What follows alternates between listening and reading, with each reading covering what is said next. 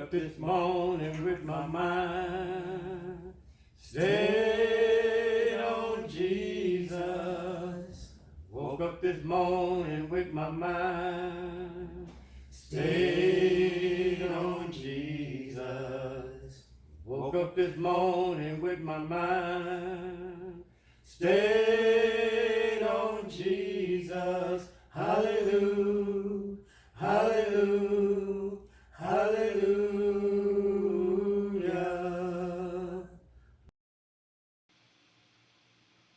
So here we are today. We've looked at 4 pieces in terms of catalysts for the National Sunday Law. And in the process of looking at them, I know that I have taken a lot of time in going through COP27, gun control, abortion, and so forth. And I've purposely chosen those things because these are some of the more popular themes that you will find online. You'll hear a lot of discussion around.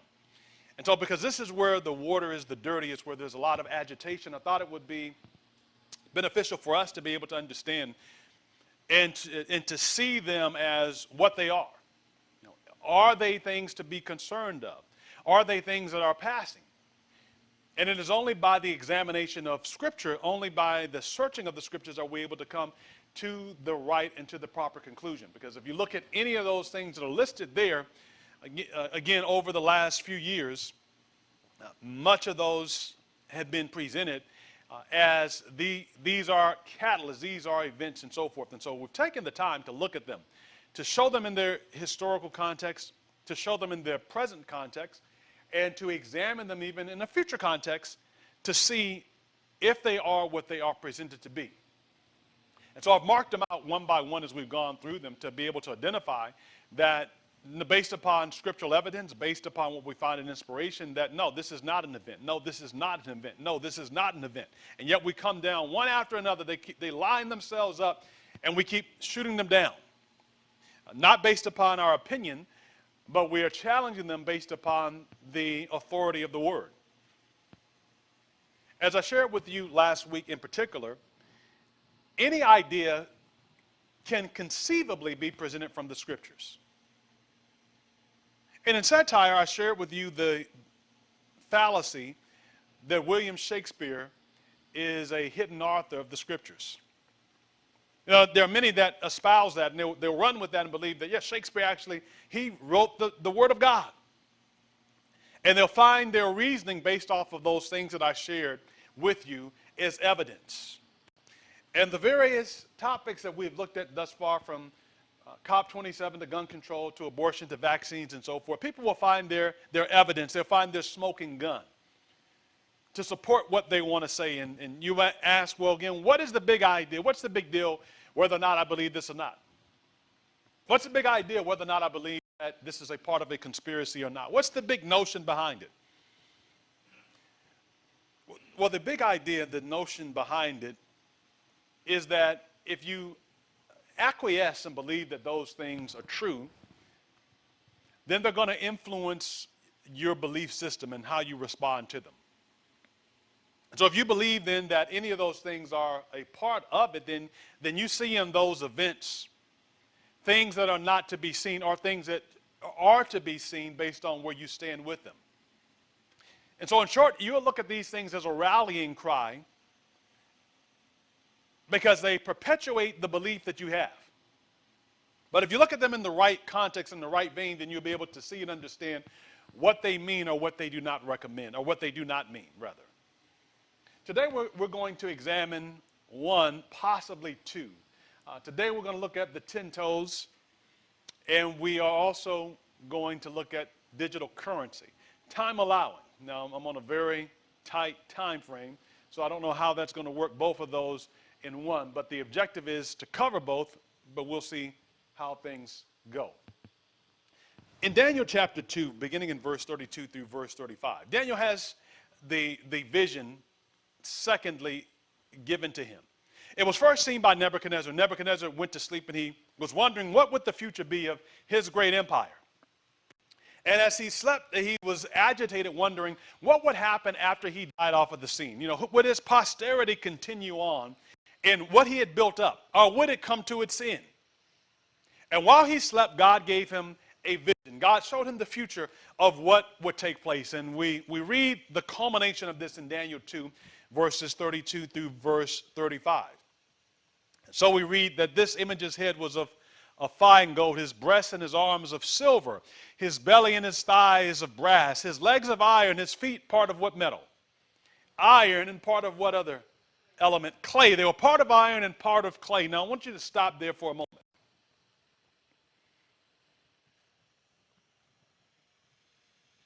In the metallic image that Nebuchadnezzar saw, it was made of four principal beings. It was an image of a man, and the man was divided into various segments. He had a head that was of what metal? Of gold. He had a chest of what? Of silver. He had a belly and thighs of what metal?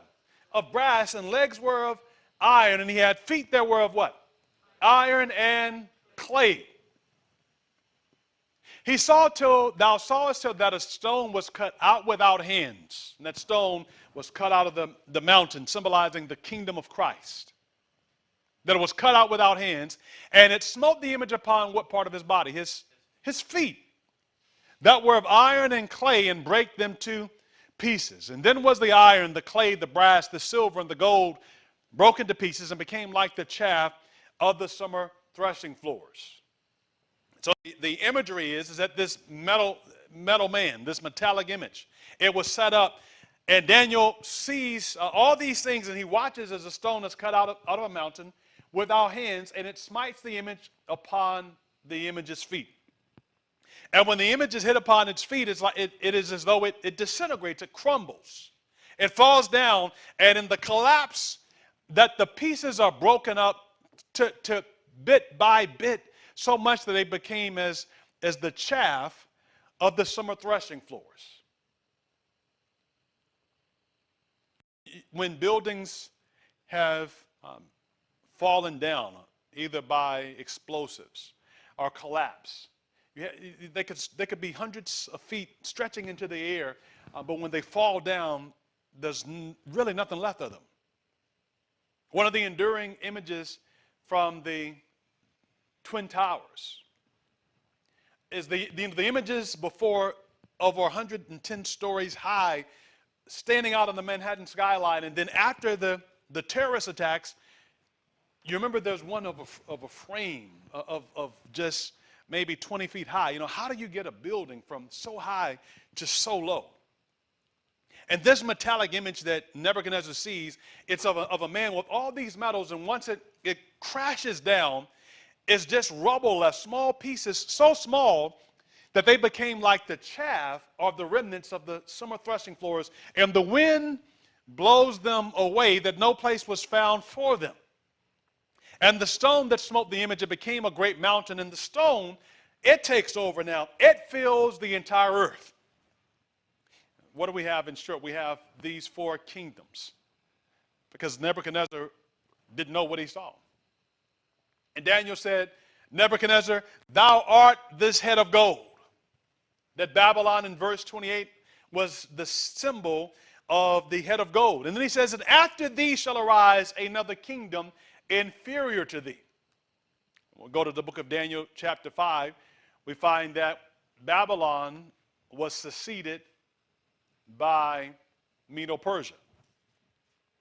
Following with what Daniel told him, he said, another kingdom shall arise after thee, or after this one, inferior as well. A third kingdom shall arise. When we go to Daniel chapter 8, we see a vision of a ram and a he-goat. And the ram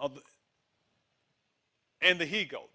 And the rough goat beats the ram. The ram was a symbol of Medo-Persia in Daniel 8, verses 20 and 21. The rough goat was the kingdom of Greece. And so we have three world empires there in the book of Daniel already identified: Babylon, Medo-Persia, Greece. And then that fourth beast was to come up. This nondescript beast, which was symbolized by the legs of iron, that was the kingdom of Rome. Rome would arise. And then it says again, now notice in verse 33 of 34, it says that it had feet part of iron and part of clay. How many toes are in the image?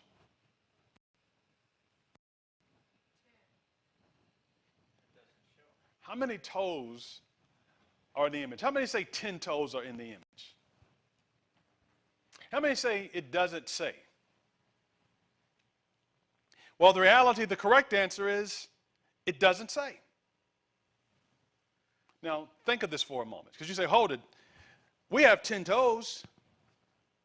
So it has to be 10 because we have 10 toes.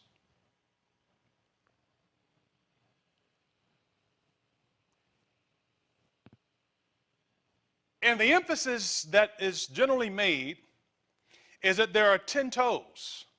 This is the emphasis that is generally made. That there are 10 toes in Daniel chapter 2, and these 10 toes are part of iron and part of clay. But Daniel says that his feet were part of iron and part of clay. What do these feet symbolize? First off, again, keep in mind, the supposition is what there are 10 toes that are there.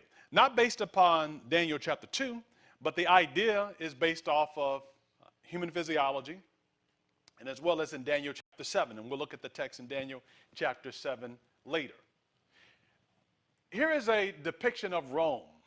This is Rome in its height of power. Rome, by the way, we normally think of pagan Rome and papal Rome, but Rome actually is really like three unique experiences. There was a Rome, the state Rome, and then Rome became a republic. And then Rome transitioned from a republic to an empire. Its height of power, the extent of its reign, was when Rome was an empire. So you can see here that its territory stretches all the way, essentially from Britain, all the way down into parts of Africa, in the Europe or Asia and so forth. You know, I mean, just this broad swath that's in red. That was its territory. The height of its territory in the first century. Now, this is how dominant Rome was in the first century. And so all this in red is covered by Rome. These two areas here that are in pink, those are vassal states, meaning that they still were not, they were sort of autonomous, but they had to pay tribute. But all the world, you can see pretty much all the world is conquered by Rome. So when we talk about this division, in the 7th chapter of Daniel, Daniel says that the fourth beast, there would rise 10 horns. And verse 24 says, these 10 horns are 10 kings that shall arise. Well, where is this territory that going to cover? Broken out on the map, Rome actually divided between two portions. There was Western Rome and there's also Eastern Rome. And to make it things simple, Eastern Rome is this orange section pretty much here going all the way over. The capital became what we call modern day Turkey. And the capital was Constantinople, named after Constantine. He removed the power from the east and he went to the west. So he went from Rome to Constantine. So Constantinople. So you had this divide between Eastern Rome and between Western Rome. I draw this up and to go to history because when you look at it here, you can see the various colors on here. And it's out of this area here that those divisions of Rome took place that we normally talk about. Now, if you can look and see from where you are, you will quickly count that there are way more than 10 areas. Now, I know if you were like me, you thought that Rome fell and there were like 10 breakouts of it. It was just like 10, it was like, you know, like you had a cake and you cut it up into 10 slices and everyone got a slice. That's what you thought, I'm pretty sure. Because that's generally what is presented. That's the idea. And what I said before is that text without context is pretext for subtext. Inspect, but you can trust, but verify. Truth loses nothing by investigation. So we believe that, well, when Rome fell, that it was broken up into these 10 pieces, and this is what was of Rome. But that is not the case. Do you know that there were scores of barbarian tribes that took portions of Rome? Scores. You know, some estimate in the 20s and so forth. You say, well, what about the 10? Well, we'll get there. But these various tribes, these nations and so forth, they came out, and these are some that carved themselves out territory. They carved a piece out of Rome. But again, here you see about 15 to 16 or so forth that took a portion. Again, this is Western Rome we're talking about, because Eastern Rome stayed intact. Eastern Rome over in Constantinople, ruled this whole territory. It stayed intact. Well, that will later on become like the Byzantine Empire and so forth. But this has all stayed intact. Okay. Over here is what was Western Rome. And those were the barbarian kingdoms that came out. You know those nations as the Alemanni, the Anglo-Saxons. And these are the ones that endured. So ultimately, even though there were scores that came out and that took pieces, there continued to be fighting amongst themselves. And as the fighting continued to take place, one nation would absorb into another, would not be strong enough. Ultimately, then, there were 10 that were able to carve out a spot and to rule for a period of time. And so that is how we come down ultimately to 10. And these are listed again, the Alemanni, the Anglo-Saxons, the Burgundians, the Franks, and so forth. And you notice again that several of them are exterminated according to Daniel 7, that said he would uproot 3 of them. Those 3 being the Heruli, the Ostrogoths, and the Vandals, and those were Aryan nations. They had a different doctrine than the mother church did, and as a result, they were uprooted, they were taken away. And to be uprooted from a biblical perspective is there would be no trace of them that would remain, because we have the traces of these folks today. You know, the Alemanni, you might say the Anglo-Saxons, the Franks, still living, still alive. Those are still a part today. In Volume 1 of the Testimonies, page 361, we read this. It says, our position in the image of Nebuchadnezzar is represented by the toes in what type of state? In a divided state, and of a crumbling material that will not hold together. May I draw your attention back to Daniel chapter 2. In Daniel chapter 2, again, I want to emphasize that nowhere in Daniel 2 is an emphasis upon 10 toes. Now, you'll see in Daniel 7 that 10 comes out. And you'll see it also later on in the Bible that 10 comes up. But nowhere in Daniel 2 is an emphasis upon 10. We have made a major emphasis upon these are the 10 toes. And then when we look in Europe, we see these 10 divisions that are there.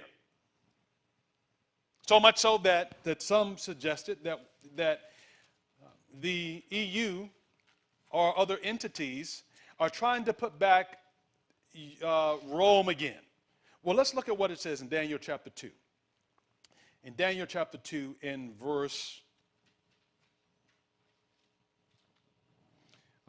40. Daniel 2 in verse 40. It says, the fourth kingdom shall be as strong as iron, inasmuch as iron breaketh in pieces, and it shatters everything. And like iron that crushes, that kingdom will break in pieces and crush all the others. And whereas thou sawest the feet and the toes, part of potter's clay and part of what? Iron, the kingdom shall be divided.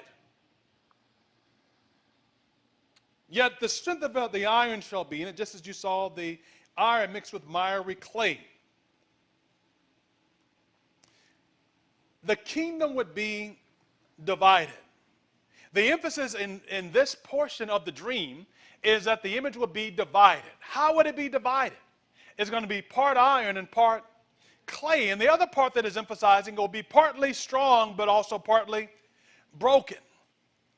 Or you would have some strong elements, and you'd also have some weak elements that were there, of these nations that would come out of this. In verse 43, and as you saw the iron that was mixed with miry clay, so they will mingle themselves with the seed of men, but they shall not cleave one to another. It is generally suggested that mingling of the seed of men is talking about intermarriage. And the record then would speak then of various nobility intermarrying and so forth throughout Europe. This one king would marry this queen here and this one and so forth. The text is suggesting that they would not be of one mind, that they would not be unified. In essence, that these divisions, these nations, they would rise up. Some would be strong, some would be weak. There'd be this animosity one toward another.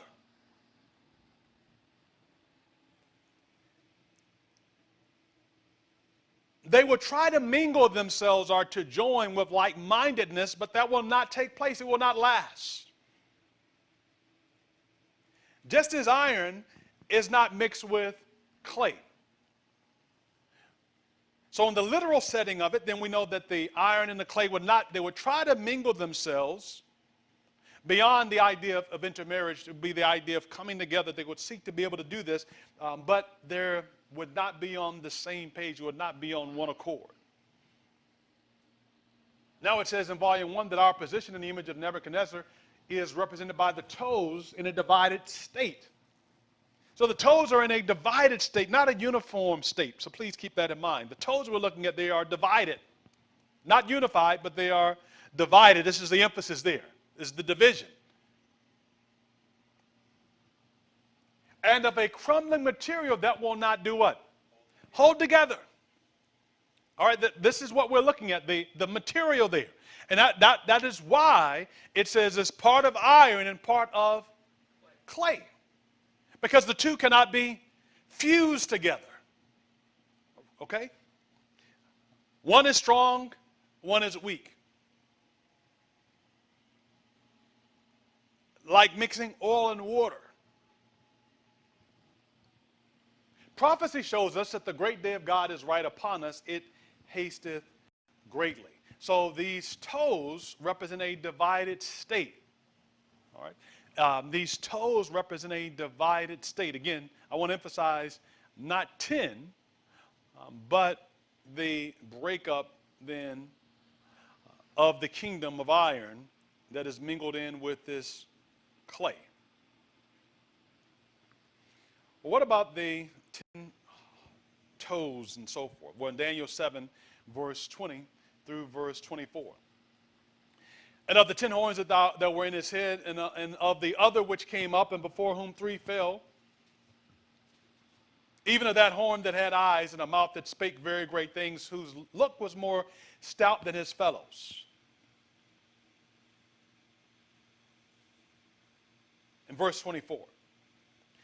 The 10 horns out of this kingdom are 10 kings that shall arise. So in Daniel 7, now we see that the 10 horns represent 10 kings. And I know you're saying, well, wait a minute, isn't Daniel 2 the standard of prophecy? Isn't this a repeat and enlarged element that is being brought to bear? From Daniel 2 of the 10 toes to Daniel 7 and the 10 horns. Well, if you take that argument, how many arms were seen in Daniel chapter 2?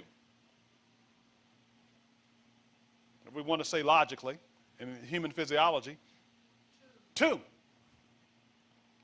And if we want to use logic in human physiology, how many legs were there in Daniel 2? 2. Well, then those represent 2 nations?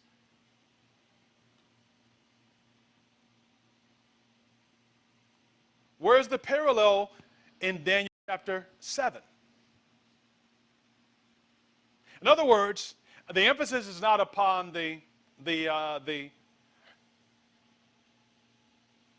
auxiliary pieces, but it's talking about just the body of the man that was there, the head. It doesn't talk about, well, he had 2 eyes. What do the 2 eyes represent?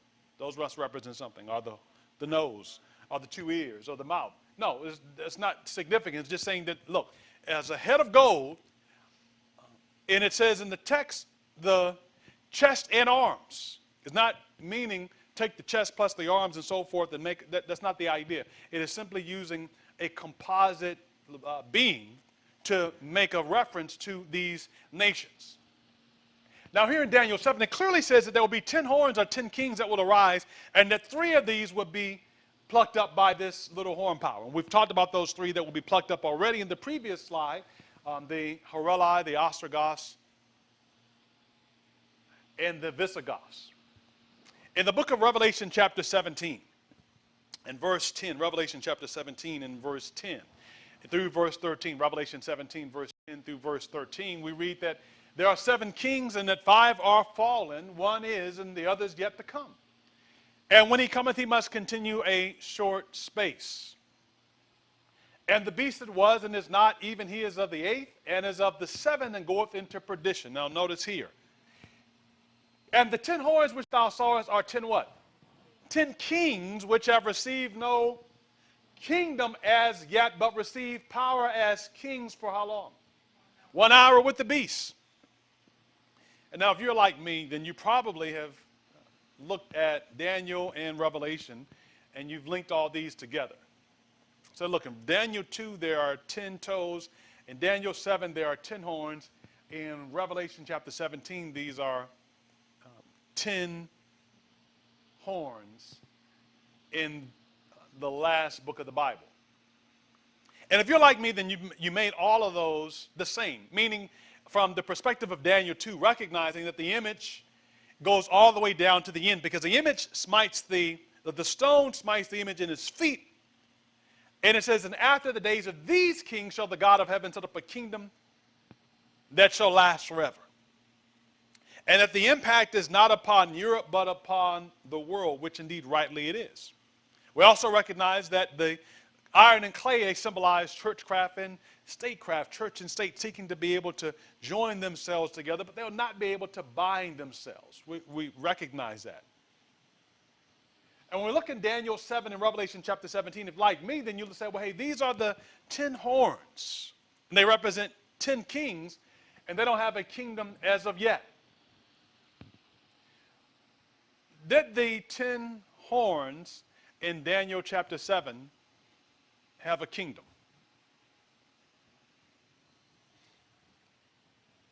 Because the supposition is that these are all one and the same. But I presume to show you that, no, these are not one and the same. Number one, Daniel 2, the emphasis is not upon, quote, the 10 toes, because there are no 10 that are mentioned, first off. But the emphasis is upon the crumbled material, the inefficiency of how they're not of the same mind to be able to coalesce together. In Daniel chapter 7, did those 10 horns have kings? Did they have kingdoms? Daniel chapter, Revelation 17 says, these 10 horns which I saw, they have received no kingdom as yet. So did the horns in Daniel, are they of kingdoms? Yes. They already have kingdoms. So well, how do you know that they have kingdoms? Revelation chapter 12, verse 3. Revelation chapter 12 and verse 3. Revelation 12 and verse 3. Revelation 12, verse 3, it says, and after another sign appeared in heaven, behold, a great what? Red dragon having 7 heads and what? And 10 horns and what else? And 7 crowns on its heads. In Revelation chapter 13. Revelation chapter 13 and verse 1. And I stood upon the sand of the sea and saw a beast rise up out of the sea having what? 7 heads and how many horns? And 10 horns, and on his horns 10 what? 10 crowns. And the crowns there denote a court kingship. The word uses for diadem, royalty. So I then again ask the question, in Revelation chapter 17, it says that these 10 horns have received no what? No kingdom as of yet. So are the 10 horns here in Revelation 17 the same 10 horns from the book of Daniel chapter 7? No, they're not then. They're not. They're not the same. And so some suggest, and I've suggested before, that, well, in Revelation chapter 17, it's talking about the entire world. And the entire world has been divided into 10 geographic or geopolitical regions by the Club of Rome. Have you heard that before?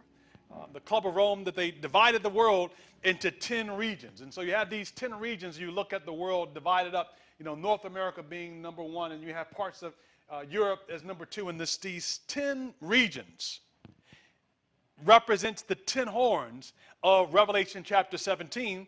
And the evidence of it is because the Club of Rome said so. And again, by the name, the Club of Rome, then it automatically suggests something, right? It's coming from Rome. This is a secret organization. And they divided up the world into 10 geographical or 10 political regions.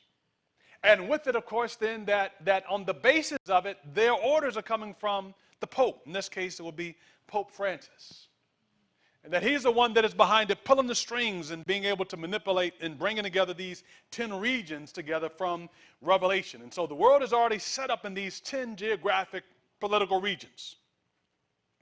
But that the Pope is really not the man that is pulling the strings, but behind him is the real architect. And this is the Black Pope.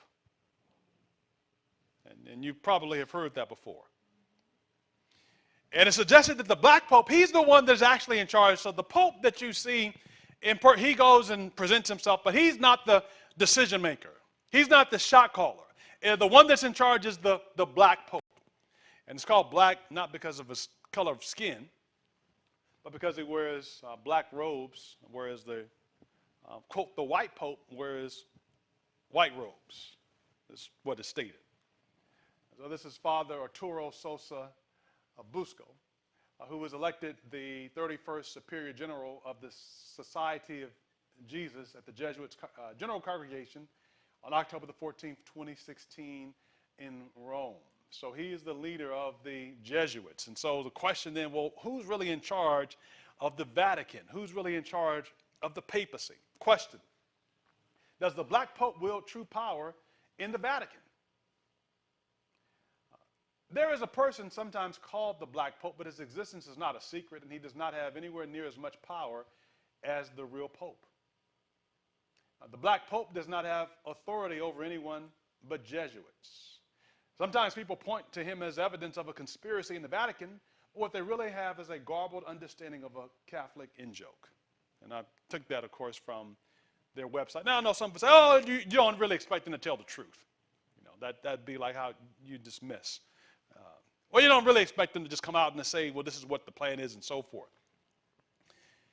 Well, again, the notion then that the Black Pope is the one that's in charge, that doesn't even line up with the various arguments that are presented for Revelation chapter 7, Daniel 7, and Revelation 13, because one of them is that when you talk about vicarious filii Dei, it is stated that that is the official title for who? For the Pope. And that but we have an incongruous statement then. Because that is the official, the title or the mitre that he wears. We have a problem then because the Black Pope doesn't, quote, wear that. So we have some conflict taking place there.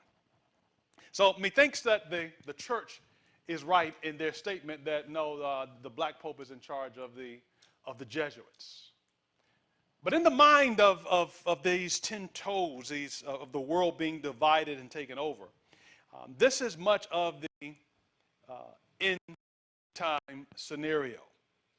In it is depicted then in Revelation chapter 17 that the United Nations also plays an integral part in this. and that they are in charge, and that the world is coming together in this governing body in the United Nations for the purpose of being able to, again, to take over the world and to dominate the world. And these are led by the global elite, Luciferians, and so forth. And again, Revelation 10 says that the 10 horns, these are 10 kings which have received no kingdom as yet, but they receive power as kings for 1 hour with the beast. And so it is suggested then that these nations, as broken up by the Club of Rome, that they don't have power, but they're going to have power for 1 hour. They're going to receive their kingdom. One kingdom they're going to receive. Now, let's try to separate, again, fact from fiction really quickly. Revelation chapter 17 tells us what the emphasis is. A lot of times we misread when the answer is right in front of us. I'll go back for just a moment and draw your attention to verse 13. What is the emphasis on verse 13? Here, the last one, it says, these have one what? Mind. These have one mind. Putting it another way, it's saying these have one what? Purpose. They have one agenda, one desire. You know, they're moving together in lockstep. These have one mind. Who is John referring to? These 10 horns. That the time will come when they will have one mind. And they will give their power and their strength, their allegiance over to who? To the beast. These have one mind. They will give their power, their strength, and their allegiance over to the beast. And that union, that relationship is going to last for a short period of time, because the previous verse says they receive power as kings for 1 hour with the beast. All right, so let's put it together. Revelation chapter 17 is saying that at the end there's going to be a global war between Christ and between Satan. And the kingdoms of this world, the nations of this world, they're going to give their allegiance, their power, their support to the beast power. They're going to have one mind, meaning they're all going to be on the same page. And so by that, again, please understand that this is not talking about all nations will come together. See, that's the myth that comes out from a bunch of conspiracies that float around. That you see all the nations that came together by the UN. And that behind the UN is the black pope or this pope, and he's pulling the strings, and he has people there because it's going to make all the nations come together. Or the EU is, the Vatican is behind that because it's setting up all these things. So look at what's happening in the EU. And you know, you look at the EU is not a federation. It's really a voluntary agreement, a treaty that's signed into by various organizations, by various nations, that really promote for the free trade or trade, for travel amongst the citizens and so forth, that you can go, you know, within that Eurozone is what it's called. It has nothing at all to do with sovereignty. It's not one nation. Every nation is still autonomous. Every nation still has its own set of laws. The only thing that is ceded over are those things that they say, well, hey, together we're going to come and we're going to work on these issues because these are issues that affect us. These are issues that affect you. Let's work on them together. In Revelation, what Revelation is telling us about, again, is not to be on guard from a United Nations. Revelation tells us exactly what the concern is. It says, these have one mind. What do they do with this one mind? They give their power and their strength unto the beast power. And what do they do in verse 14? If you turn over to Revelation chapter 17, I don't have it in the overhead. But in verse 14, it tells us what do they do? What is their intent? These will make war with the Lamb.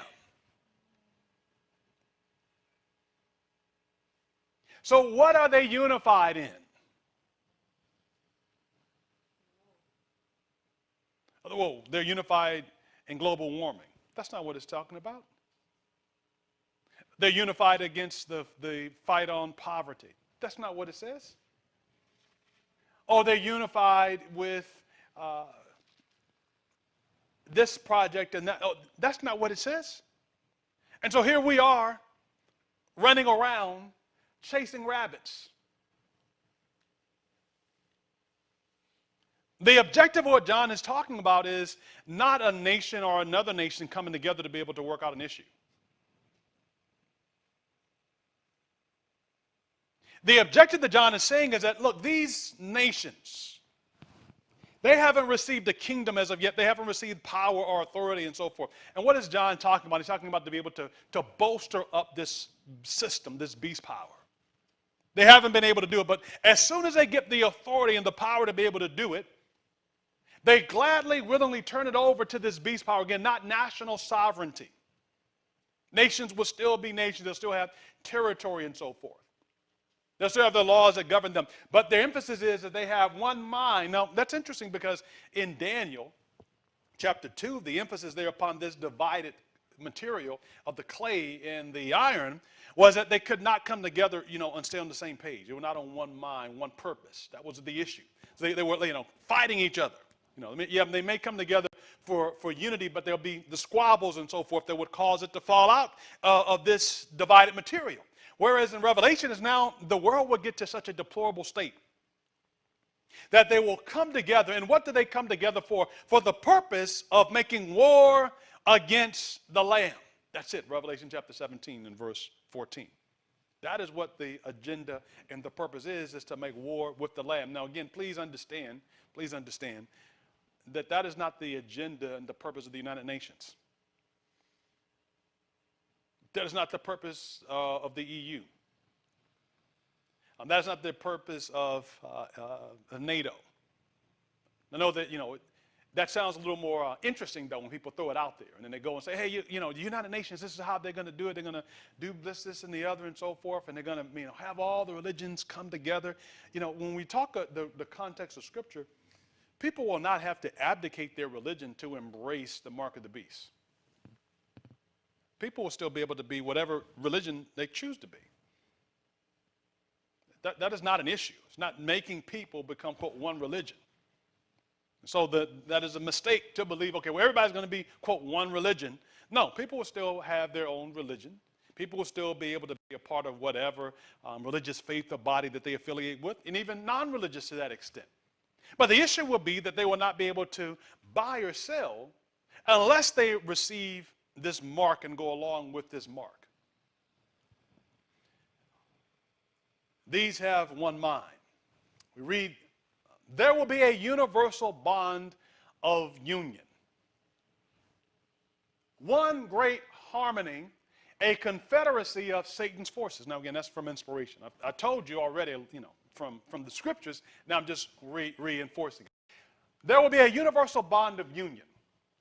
One great harmony, a confederacy of Satan's forces, and shall give their power and strength unto the beast.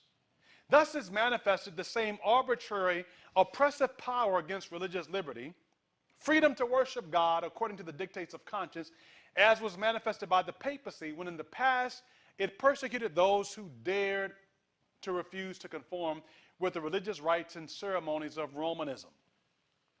In the warfare to be waged in the last days, there will be united in opposition to God's people. So again, the unity of the world against God's people. There will be united all the corrupt powers that have apostatized from allegiance to the law of Jehovah. In this warfare, the Sabbath of the fourth commandment will be the great point at issue.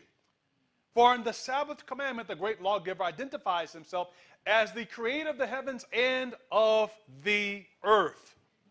The issue again will be the commandments of God versus the commandments of men. And the union together of the world is not, quote, brought about, emphasized, not brought about by a governing body as such. But it is the declaration of nations to be able to join on, not by a vote, but by the mere assent to say that, yes, we will support, we will embrace, we'll fall in line, and we will cause our people and those who dwell therein to worship this beast who had this deadly image, or deadly wound, and did live. And so we see that the 10 toes, the fallacy of the 10 toes is not sustainable. What about the digital currency? Because that is the other pin, and I think I'll be able to deal with this today. Looks like we're moving a little faster than I thought. The digital currency, what about that? Because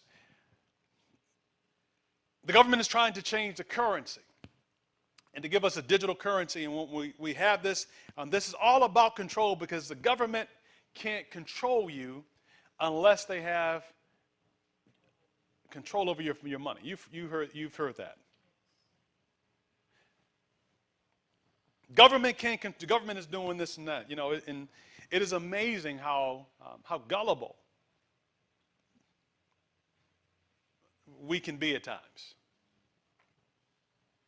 Elon Musk had ranted and railed against Twitter for being a tool to shut down free speech. And he said, hey, I buy it. I'm going to be a free speech absolutionist. Donald Trump wants to come back. Yeah, he'll come back. This person was banned. Yeah, they'll come back. I'll bring everybody back. I'm not going to restrict free speech. If you have a difference of opinion, having a difference of opinion is one thing. But he purported this will be a haven, that if you have anyone who has free speech, who wants to, they can come on and they can say what they want. We'll be able to talk. And since the Twitter has been purchased, there's been a steady uptick in groups that are anti-Semitic, that have continued, or racist, that have continued to make tropes and statements and such. Because they figure, hey, we have a safe haven now. Because when you say, hey, you can say whatever you want to say, then you give license for people to say whatever they want to say. Now, ironically, just the other day, the same person who said that he believes he's the biggest staunch supporter of free speech, he shut down several accounts. And the accounts that were shut down were ones where a guy named Jack Sweeney was tracking his plane. So when Elon would travel, he'd basically show where, okay, this is where they are, this is where they head, and so forth. So you can't have it both ways, is my point. If you say I love free speech and I will let you say whatever you want to say, then you can't turn around and say, well, I'm going to shut this down because of it. No, you just said say whatever you want to say.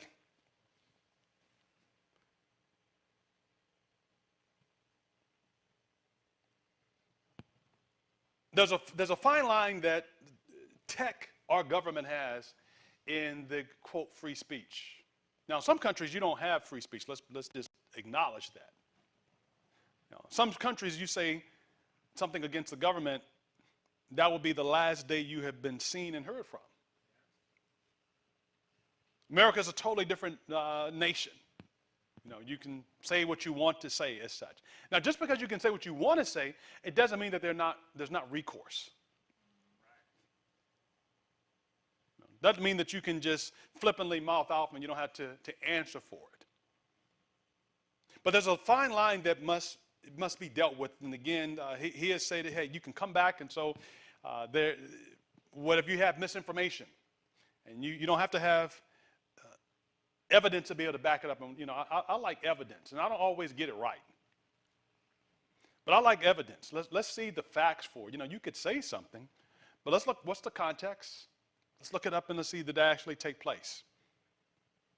But he said, well, we'll allow anyone to come back on. So if you have any misinformation, come back and put it on. And when that became a lightning rod, because as I've mentioned before, with COVID, many of the tech, Facebook, Twitters, YouTubes of the world, they said that we don't want our platform to be used for misinformation. Again, regardless of where a person lines with a person getting a vaccine or not, that was not the point. The point is, hey, we don't want you saying something just completely erroneous. Now, if you're saying that, okay, that if you get a shot, then you're going to have X disease, and this is not substantiated, we don't want you just saying whatever. And I liken it to say, because people, don't see it. Just picture for a moment if you had your own website, if you had your platform, and you opened up a blog tomorrow, and someone came on your blog and they started talking down your church, your faith, your family, would you let them keep posting on your blog? He goes, oh, it's free speech. Hey, go ahead, man. No. If they said, that SDAs are cannibals and that they, come together and do, praying to the dead and they, just some weird stuff. Would you let, hey, how much space you need? You have one column, you need two, three, what?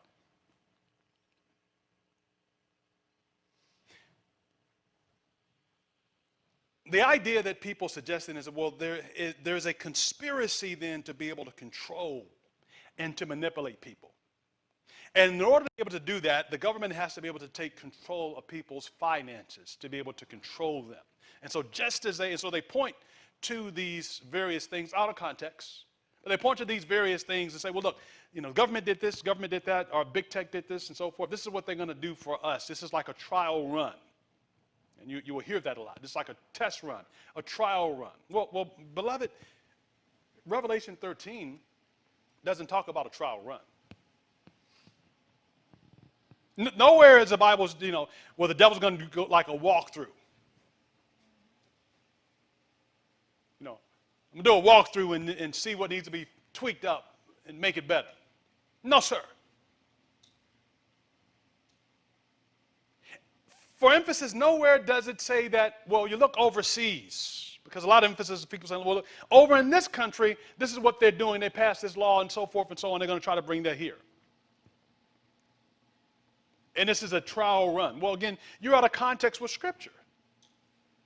The Bible doesn't say that the tail wags the dog. These other nations, they may do different things, but that's not suggestive that is like a prelude to what will take place here. It says that the lamb-like beasts, it shall cause all the world and them which dwell therein to worship, not the other way around.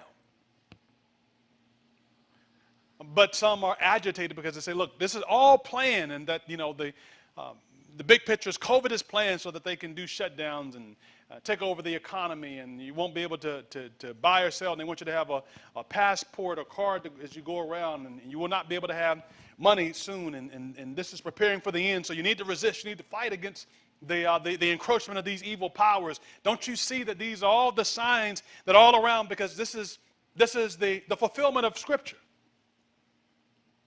But what about this digital currency?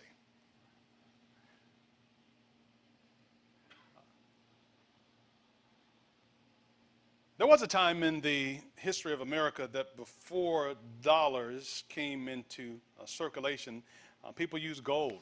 In fact, maybe what some of you may not know is that in America, in fact, every country uses currency, gold and silver. If you went back to the days of the Roman Empire, salt was used in different places. Now, you go overseas in Fiji, you say, well, hey, you have a whale's tooth. That symbolizes, it depends. Every country has its own currency of what makes something valuable. So a quick lesson in economics 101.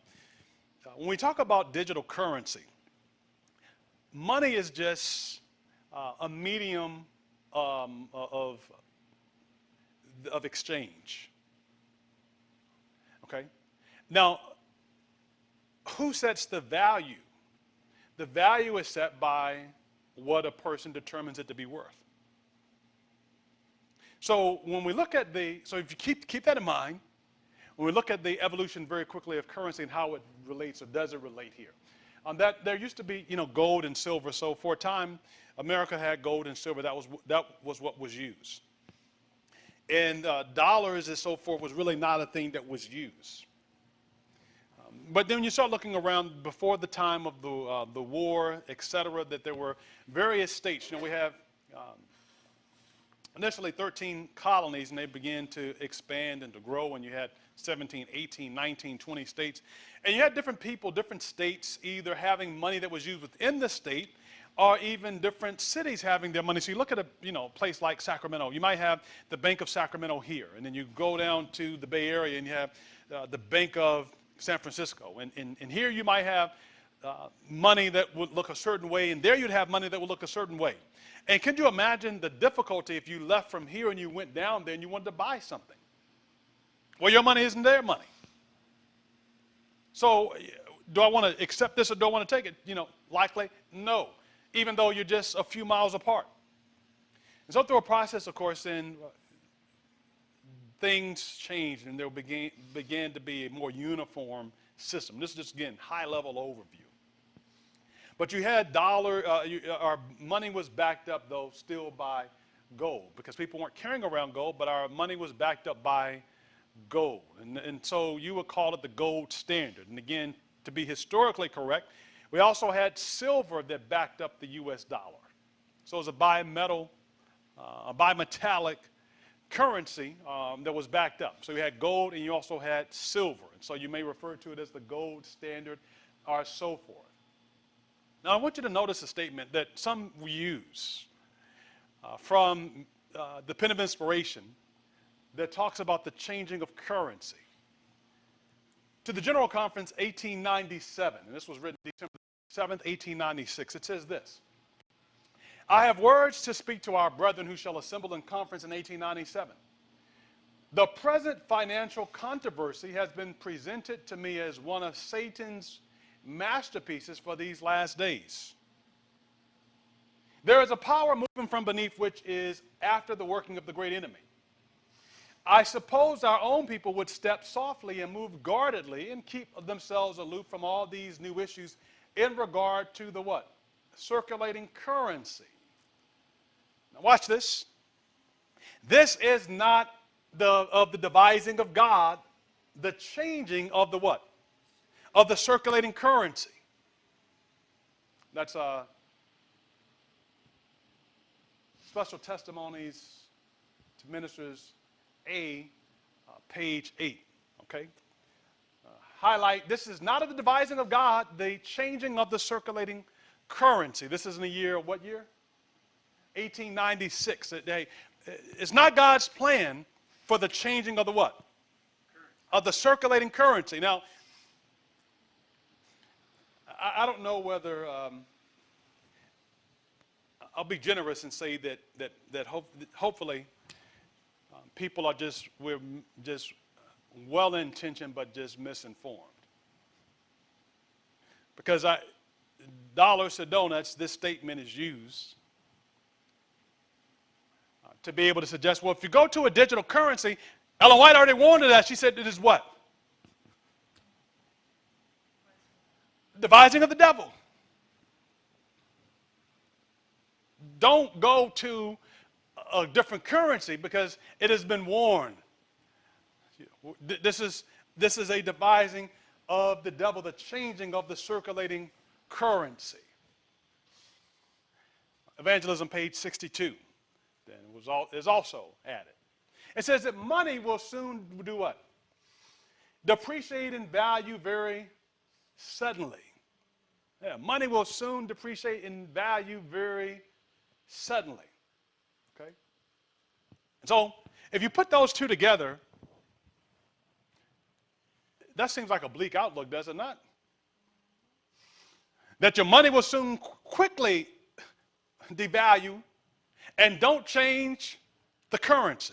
And now what is the government saying that they want to do now? They're saying they want to change the currency. Oh, wait a minute, we're going right into this is a setup. And if you are spiritually enlightened, you'll be able to see that this is all a part of the master plan, that the Illuminati has together. They want to be able to change the currency to be able to bring about economic control and so forth. Now, beloved, I hope that if one thing that you have learned is that maxim, that text without context is pretext for subtext. You can make anything say anything you want it to. But we read it as plain as day. She says that this is essentially the device of Satan, the changing of the circulating currency. We read it plain as day that money will quickly lose its what? Its value. And so they talk about, well, inflation. Look how, is your dollar go the same today as it did yesterday? Or a couple of months ago with inflation? No, see? Dollar's quickly losing its value. What about last year? Can you buy a tank of gas the same as you bought last year? No, what happened? The price is going up because your dollar's worth less. Your dollar is quickly losing its value. Oh, you say that sounds true. But I push back. Text without context is pretext for subtext when we look at the whole picture.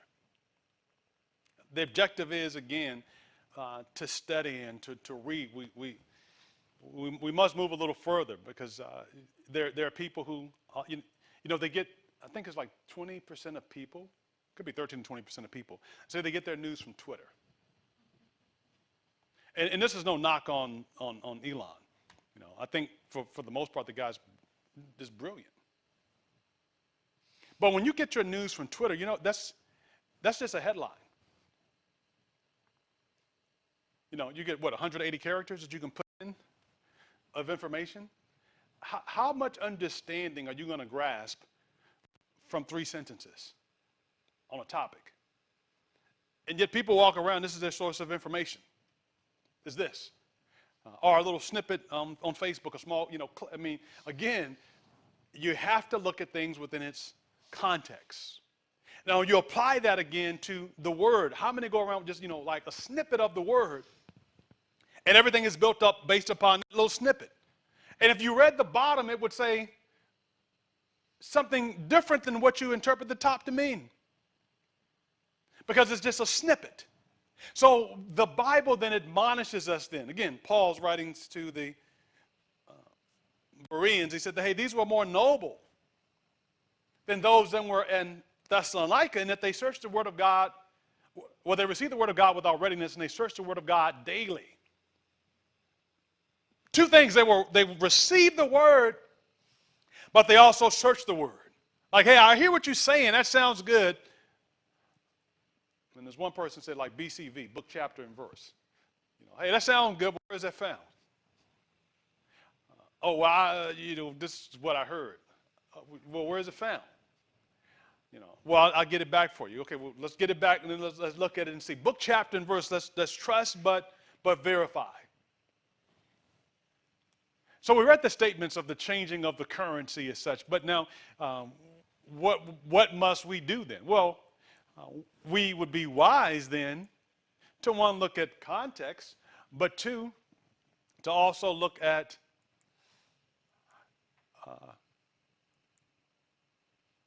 the whole statement. Okay? So here's the first one. I took just the bottom portion, and I'm going to have to speed up now to finish. I read, money will soon depreciate in value very suddenly. Okay, that's what people read. Here's the context. Money will soon depreciate in value very suddenly when the reality of eternal scenes opens to the senses of man. Did you get it? Or did you miss it?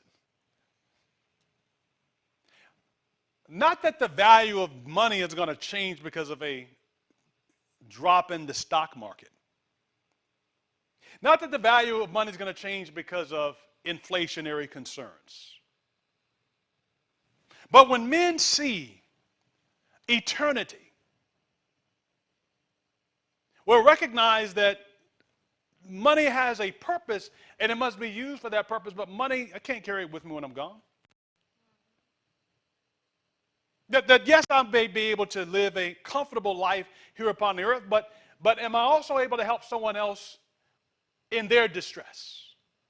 Am I able to help maybe to put money toward a mission work? Am I able to help maybe to put money toward the gospel of God, the kingdom of God, not just acquiring it all, but being able to use? And so money will soon depreciate in value very suddenly when the reality of eternal scenes opens to the senses of man. When man realizes that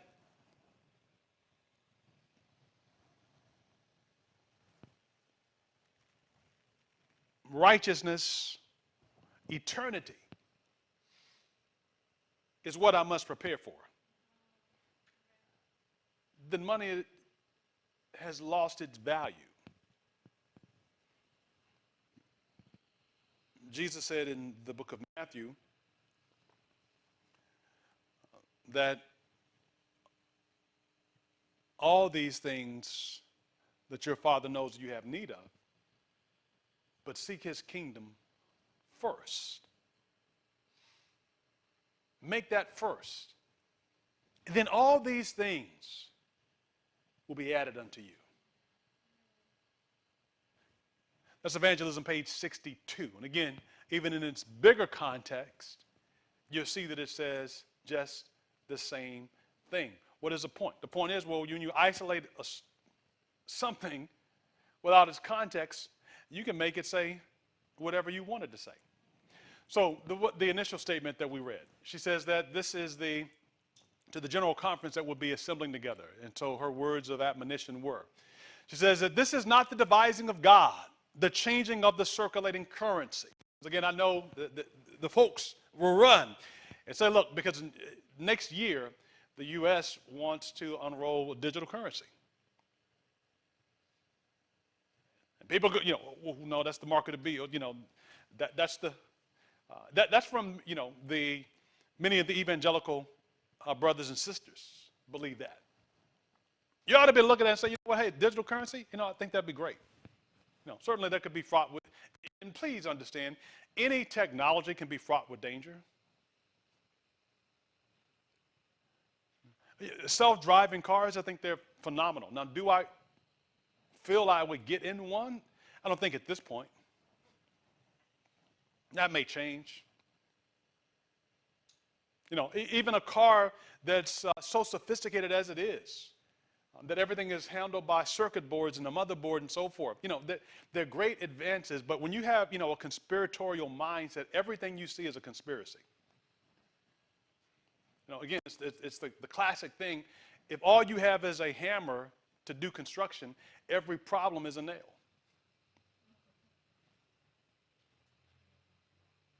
Or if all you have is a screwdriver, every problem is you're going to find a way to make it work. The government, they want computerized cars because they want to be able to shut down your car so you can't go a certain speed limit. Just, like you point a gun, just, boom, shut your car off. So they will look at this, the change of the currency from paper as such to digital and say, well, hey, this is all a part of a big scheme. And inspiration says that this is not the plan of God. And what they will not read is the rest of it. What will it affect? What will it change? Right? What will it change? It will cause a state of things that will bring oppression to the poor and create great distress. So wait a minute now. So now we have some insight into what the apprehension was. It would cause a state of things that would bring oppression to the poor and cause great distress. What was going to cause this? A changing of currency. So are you suggesting then that a change of currency brings that? Well, let's look at the history of what was taking place. So the year is 1896. In 1896, we're up for a presidential election because every 4 years in America we have presidential elections. Grover Cleveland was the incumbent in the Democratic Party. It's the first one being elected from the Democrats since the Civil War. He believes in the gold standard, meaning that essentially he wants the U.S. to stay on the gold standard. And others are coming up that are championing, and a populist group, and some on the, say, left side, and the Democrats, who are agrarian Democrats, they were championing the free silver movement. Why? Well, they looked at it as a notion of this gold and silver, again, were like what backed, the currency. We're on the gold standard. But we also had silver. And in the free silver movement, because of the Coinage Act in 73 and the proliferation of silver that was found in Nevada and so forth, it began to flow more freely. And the United States government started buying up like a couple of $1 million of silver, just, kind of putting it out there, more silver and so forth. And so there were people who joined up and they said, well, in 1896, They wanted to be able to move America to a free silver movement and to move it toward this silver currency. The question really was, should the USD, the United States dollar, be backed by gold as it had been, or by silver? The de facto backing was gold. Silver was, also there, and they wanted silver. Well, why was that? Well, populists, again, as I mentioned, and agrarian Democrats, they supported free silver. And so they actually put in a man that they wanted. He gave a speech, William Jennings Bryan.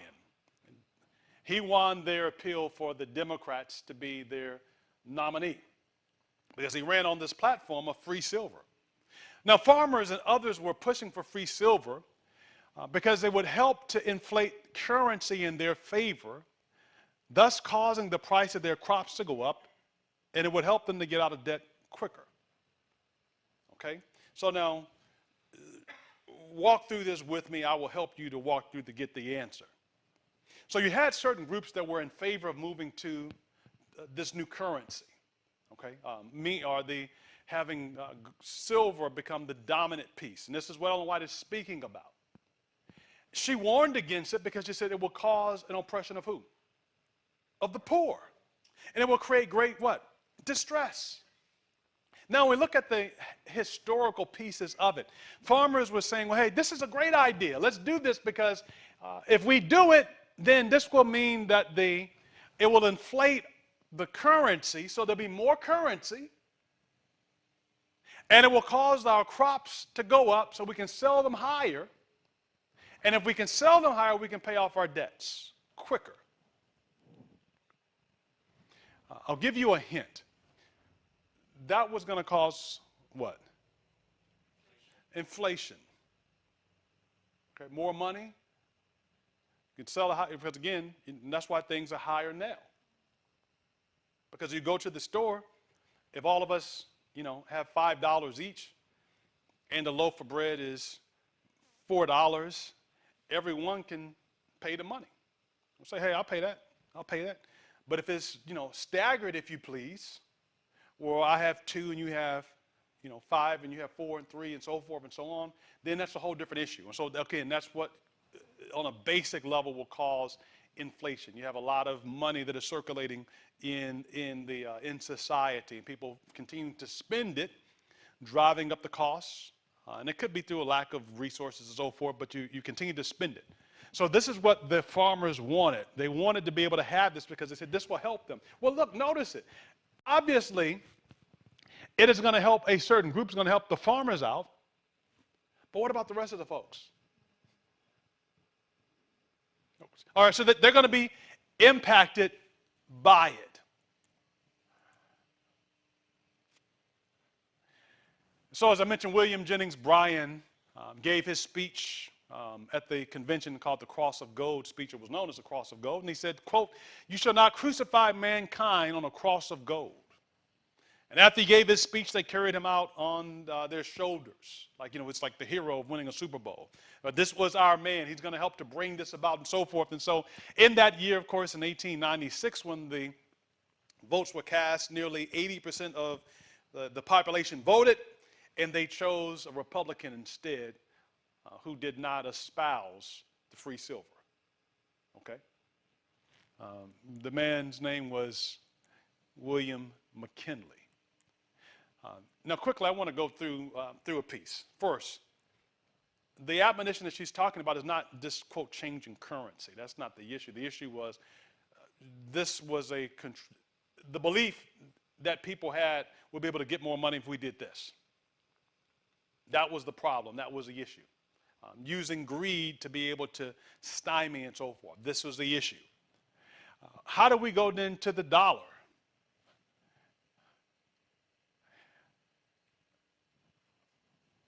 Herbert Hoover said, "We have gold because we cannot trust governments." This statement foresaw one of the most draconian events in U.S. financial history, the Emergency Banking Act, which forced all Americans to convert their gold coins, bullion, and certificates into U.S. dollars. While the legislation successfully stopped the outflow of gold during the Great Depression, it did not change the conviction of gold bugs people who are forever confident in gold stability as a source of wealth. So quickly, what has happened? Well, that time period again, 1896, the people voted. The gold standard stayed in place. And so for years from that time, from 1896 onward to 1933, gold was the standard that backed the U.S. dollar. In 1933, we read about the Emergency Banking Act, which in short did a couple of things. And one is it took the United States off of the gold standard. We were not officially off of the gold standard until the year of 1971 by Richard Nixon. One of the other pieces of the Emergency Banking Act, they created the FDIC, which is the Federal Deposit Insurance Commission, which again guarantees deposits that are made. So that in short then, when we carry around money, dollars and so forth and coins, that money, that dollar bill, that $5 bill, the $20 bill, the $50, the $100 bill, whatever it is you carry around, it has its value because it's backed up by what?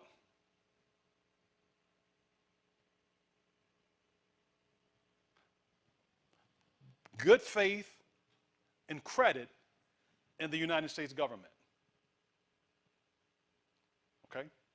So it used to be that gold was backing it up. And so the government would set a rate for gold, and then maybe it said gold is going to trade at $35 an ounce. And if you had a dollar bill, the dollar bill was tied to the gold, and that the $1 was worth 1/35 of an ounce. Okay? It was backed up by gold. But now the government said, no, we're going to move gold away. We're not going to have gold as a backup. We're not going to have gold as a resource. Not only America, but all countries moved away from gold. And so now the dollar is backed up by the good faith and credit of the U.S. So meaning countries around the world, in fact, most of the countries use the dollar as the currency for international trade. It's the dollar bill. That's why you can go pretty much everywhere and give folks dollars. And they'll take it. But you can't go other places and go and say, well, hey, here's a peso. Because a dollar is an international currency. It's just a medium of exchange. It is backed up by, not by gold, not by silver, but by confidence that the United States is going to continue to be a prosperous nation. By confidence that the United States is not going to go into decline. By confidence that the United States is not going to go into anarchy. That's what that means. It's like if you went to a creditor and said, I'd like to borrow money, and you say, well, I don't have any credit. And they're like, well, give me a couple of references. And you say, well, hey, references over here, reference over there. And they call those folks up and they say, they're good people, they'll pay. They will say, here's credit. I'm giving you credit based off of your relationship with these other folks. Okay? Now they call up those other folks and say, I loaned them $50 and they haven't paid me back. That was like 5 years ago. No credit for you. So the dollar is now a global currency. And I knew that was going to happen. I probably should have stopped while I was ahead. Now I'm not going to be able to finish. I had a feeling that would be the case. Give me 7 minutes, please. So in 1971, Richard Nixon said, okay, we're going to get off of the gold standard completely. Now please keep in mind, has the economy tanked? No. In 33, when that took place, did the economy tank? No. Did it tank over in Europe and so forth? No.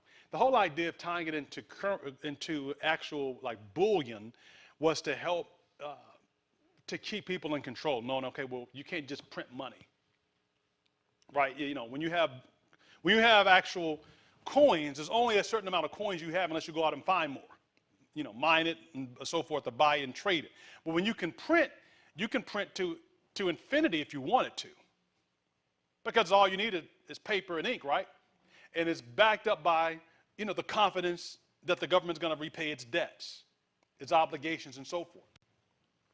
So with the switch over to a digital currency as such, and this is different from crypto. So I know some of you may say, well, what's different between a digital currency and crypto? Well, crypto is not a currency, okay?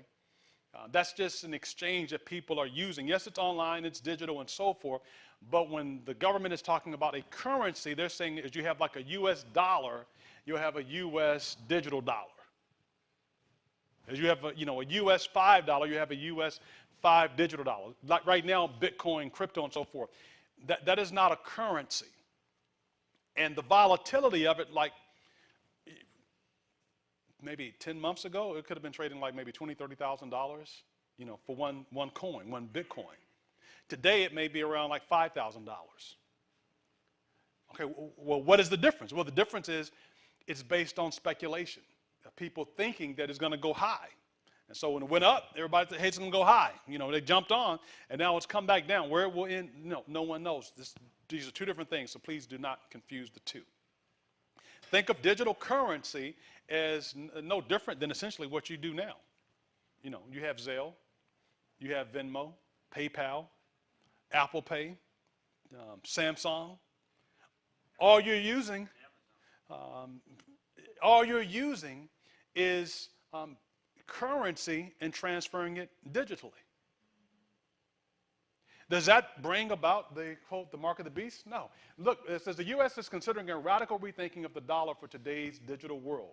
That's in February of this year. So we know that Powell has said, yes, we're going to work on it. They're going to experiment with it, coming up for the purpose of being able to see the impact, just transitioning, because more and more currencies are people, it was just freer use is the whole idea. People will be able to use it freely. And again, you think of it to our evolution from checkbooks. Like, do you really write checks now? No. Only time, checks for church. You're out and about. Sometimes it's just like your cell phone. Amazon has a thing I saw in Whole Foods that you can, pay with your palm, wave, your palm. Now, some people are scared, say, oh, that's the mark of the beast. You walk by and you wave your palm and you pay for it and so forth. Like people's eyes just like, get big as flying saucers. Because you don't understand. Now, if you want to use and pay with your palm, hey, knock yourself out. If you don't want to pay with your palm, you want to hold up the line and write a check, knock yourself out. Okay. Revelation, notice what Revelation says in closing. The emphasis, again, is not about having a type of currency to be able to, quote, control people. That is not the issue.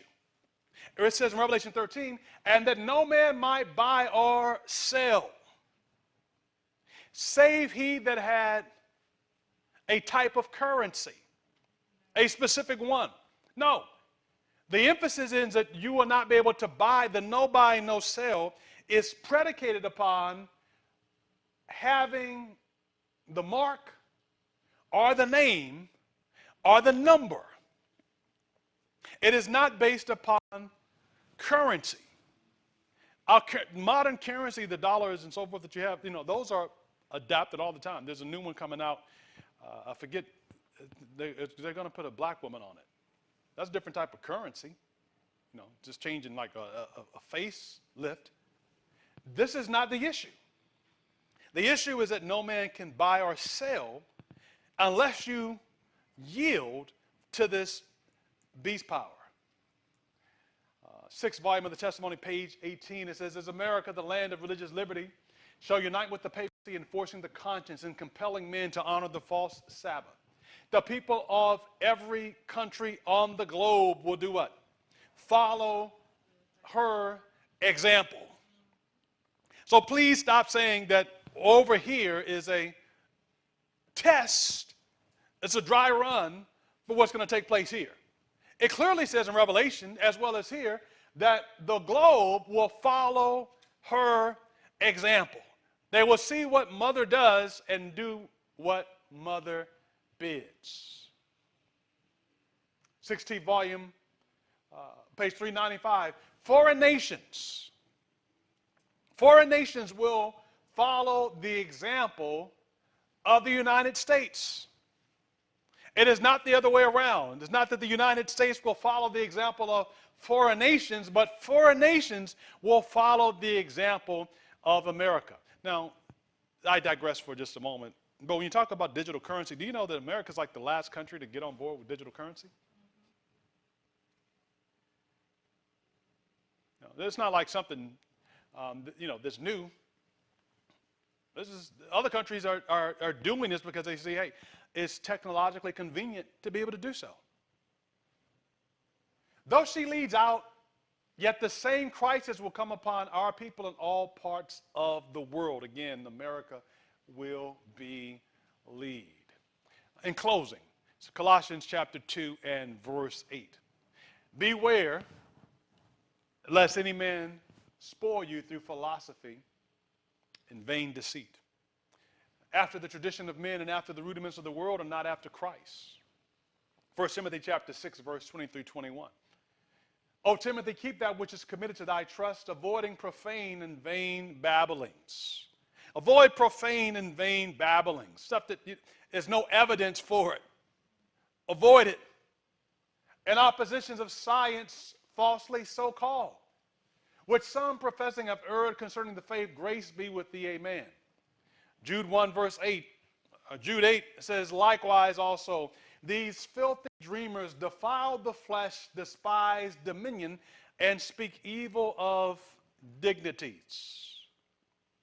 They talk very evil of dignities. Well, 2 Peter chapter 2 verse 10 says, but chiefly them that walk after the flesh and the lust of uncleanness, and despise government. Presumably, presumptuous are they, self-willed, they are not afraid to speak evil of dignities. Please notice that, these texts there, they don't go over too well then with the conspiratorial aspect. Because in the conspiracy, all of those that are in government are out to get you. They all have drunk the Kool-Aid and are following out their Luciferian orders. Peter said, wait a minute, hold it. Chiefly them that walk after the flesh, and they despise government. Presumptuous are they, self-willed, they're not afraid to speak evil of dignities. These are the ministers of God. Does everyone do what is right? No, I'm not suggesting that. But to categorically make a blanket statement and everybody is quote Luciferian, everybody is doing this, this is all a plot, all a ploy and manipulation and so forth. They're not afraid to speak evil of dignities. You ought to be afraid to say something that you can't validate. I ought to be afraid to say something that I can't back up. And back up again by irrefutable, empirical evidence.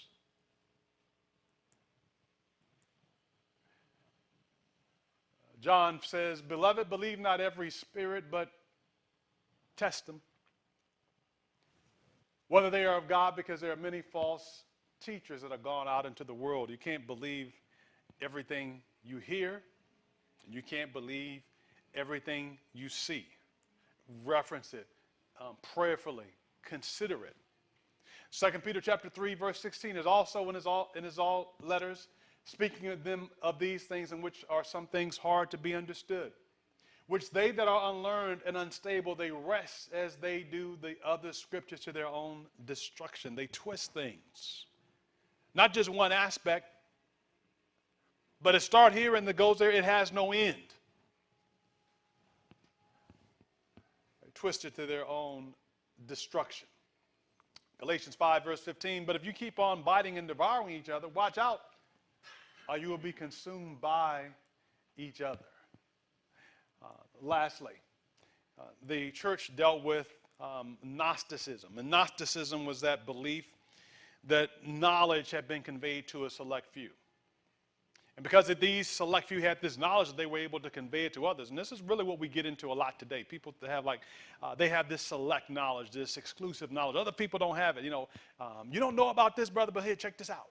This special knowledge that nobody else has, but that a select group has. The church was met with that. The church met that in the early inception. And it threatened the very culture of the church because they're saying, hey, we have access to this, but others do not have it. Jesus warns us to follow his example. Romans 12, don't be conformed to this world, but be ye transformed. Romans 12, verse 3, because of the privilege and authority God has given me, I give each of you this warning.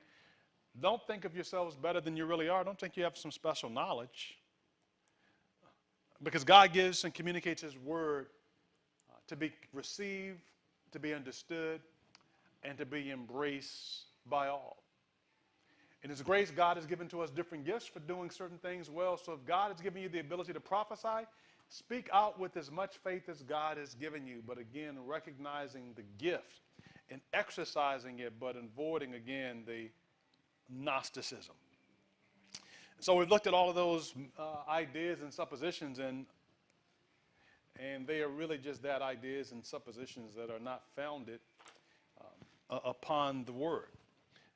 May we be founded upon the Word, and I would challenge us again to go back and to examine and go back and to prayerfully consider, so that we might build upon the rock, Jesus Christ. We might stand upon his Word. As we read in inspiration, we know that we live in perilous times. We know that we live in dangerous times. We know that Jesus must come.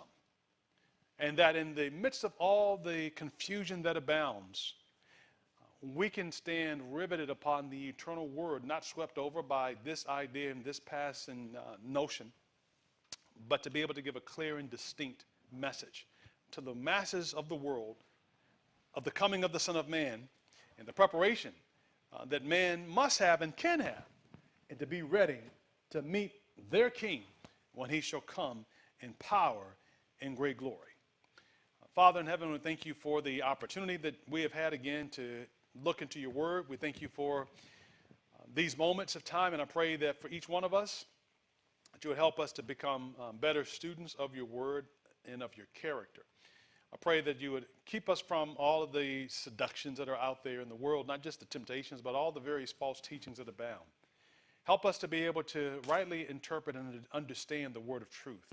I pray that you'd help us not to become so opinionated of our own selves and to think that we have special knowledge that others do not have. May we recognize that you give light and you give to a whole body, that they may be impressed and guided and be led by thee. And so I pray that you help us again in our own issues, to put ourselves back and to let Christ be in the forefront. I pray you may bless us and keep us again. And we also ask that you would bless the offerings that are gathered now. May they be used for the building of your kingdom. In Jesus' name we pray. Amen.